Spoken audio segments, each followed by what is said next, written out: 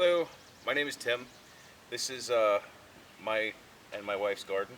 We've been doing this for about 4 years now. It's fairly well established, but it wasn't always. As you can see, that we're having pretty good luck this year, even with the drought. We haven't had to water much, but it's pretty good. I've had some people recently ask me about tools that I'm using in it, people who are just getting into gardening. And the other day I ran into a friend who is doing all her gardening with just a shovel. So I would like to show you some of the tools that I use and the way that I use them, and hopefully you can learn something from them, and maybe it'll help you out in your gardening.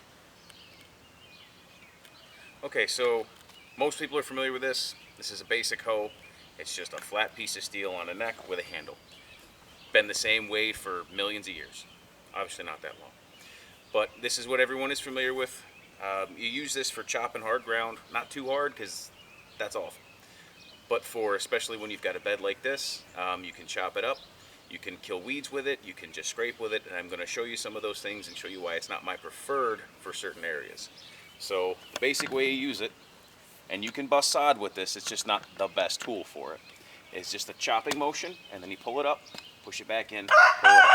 You can see how it loosens the ground up. You can see how those small weeds have all disappeared. They're all buried in there. The problem is that they can reroot and come back up. As you can see, they're sitting there. But it does a very nice job, leaves the soil soft. Where it really excels is where if you have hard ground or heavy clay that forms into clumps, you can just literally just chop them up. So that's your standard hoe. I don't like to use it in between the rows or where I'm too close to roots because you can disturb the roots. But other than that, it's a fine tool. You can break down to 3-4 inches, sometimes 5 if you've got decent soil. And this is a pointed hoe. You can see it's got little wings on here. We used to use them for mixing masonry, but they do work for this, especially when you're busting in. You have a thinner profile, it has a sharper edge, so you can get in a little deeper. As you can see, it goes right in, okay? Real easy to work with. Sometimes you gotta knock a little bit off, but it doesn't have the wide cut that you want. Sometimes you want a thinner cut if you're in a tighter row or whatever, but this goes fairly deep. If you're just breaking up soil, I think it's a great tool. Okay, and this is a 4-tine cultivating fork. I like it, especially once the soil's been loosened up and it's not in chunks. This doesn't do well in chunks, but you can dig it. I use it sometimes for getting potatoes that are very close to the ground. Let me show you how this works. You can see it just kind of tears right through the ground, and because of the long profiles of the tines, it just kind of does a really nice job. It kind of smooths it out. It's not a bad tool to use. It does a really good job when you want to knock it down. Once again, here on hard ground, not the best. You can see it picks up chunks instead of chopping them, but that's okay. There is another tool for that. And these are 2 types of what's called hoop hoes. Apologize for the cockerel, he's noisy. This one, I believe, may be named a hula hoe. Not sure. This one's just an Ames brand hoop hoe. They're really good for just slicing just under the surface, or for just scraping off small plants that are starting to pick up. I use it probably daily. This one here, in between my rows and everything, I can just scrape away at that light one. If I have something larger, like say a dug-in dandelion root or something, I would use this one. You can see it's got a sharper angle. And one of the things I like to do for it is once I have the soil initially broken up, because it will also chop up chunks, is I like to take it and just push it right through the dirt. As you can see, it buries itself and comes right out with a bunch of loosened dirt. Excellent for that kind of work. Now, it's great this way as well, but this is made for someone a little bit shorter than me. As you can see, the angle I have to use to get that cut is pretty severe, but it does drag just under the surface and does a nice job. That is why I prefer this one. It's set a little bit better for someone my size, and the way it works is you just set it right next to the edge and just slide it right under the top. And it just cuts it right down at the base, and you can see it just slides right under there, so you're barely moving any dirt. You don't have to worry about hitting roots or anything on a small plant that's near it. It just slides right under and cuts it off. Where I find that it really excels is in my pathways where things have become hard, because I can just take it and just tear it right off. As you can see, it just slides them right off. And there you go. You can push with it as well. It tends to dig in a little further. This one is not solid. As you can see, it slops around in there a little bit. That's not a bad thing.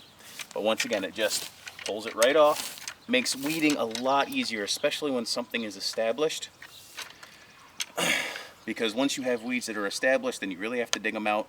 If you just go through your rows for 5 minutes a day, and in between that, it means all you have to do then is just weed around the plant. Makes it a lot easier.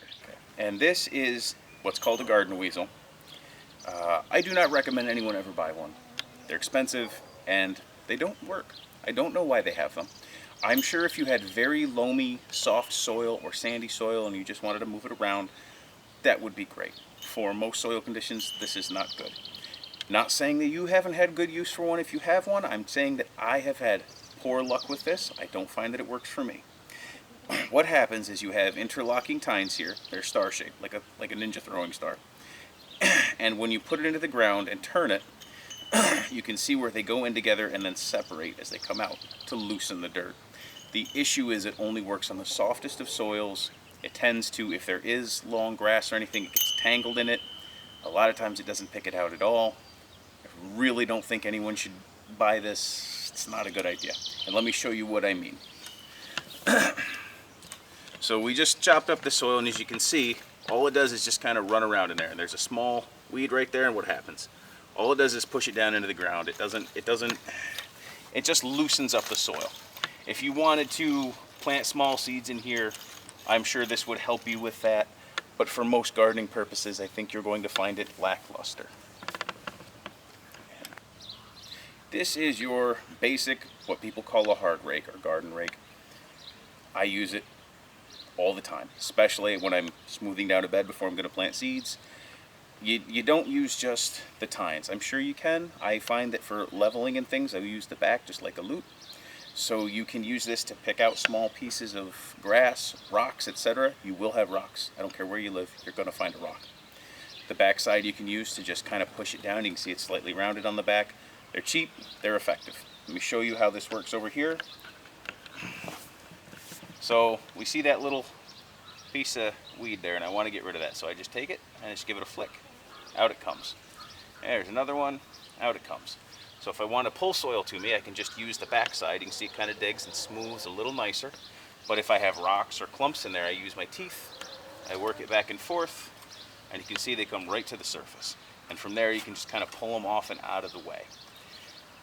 You're going to find you use it a lot, especially if, like me, you have hard clay or rocky soil, and especially when you're first planting. The other thing is, you'll notice that mine's fairly dirty on the end, and my other one is worn down. When I'm planting rows, instead of running a string and dropping it in that way, I'll simply stand between two sticks, put it on the ground, and drag it. If your soil is nice and soft, you can get down almost 2 inches, which is more than adequate for planting just about anything. So those are the garden tools that I use the most, and I hope you may find this helpful, and see you next time.